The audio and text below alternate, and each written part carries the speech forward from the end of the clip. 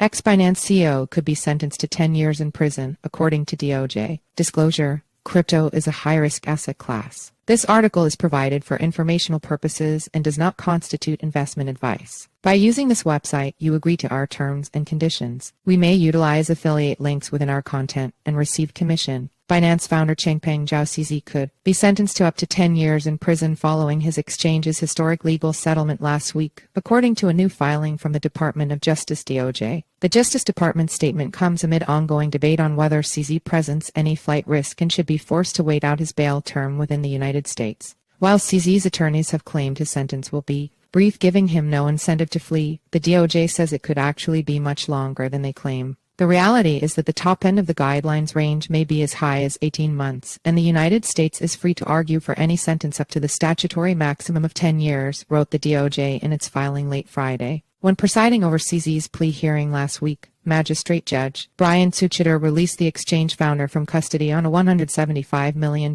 personal recognizance bond. He was also granted permission to spend his term in the United Arab Emirates UAE until 14 days before his sentencing on February 23, 2024, effective Monday at 5 p.m. ET.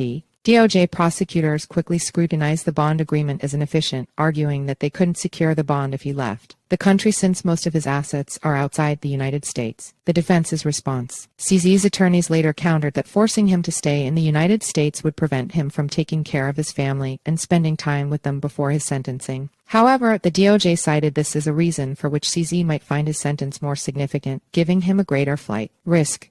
The department also cited CZ's minimal ties to the United States compared to the UAE, where he has wealth, citizenship, and family. Furthermore, the UAE lacks an extradition treaty with the United States. Given these connections, should Mr. Zhao decide not to return to the United States to face an uncertain sentence, there is no reason to believe that the UAE would hand him over, the DOJ wrote.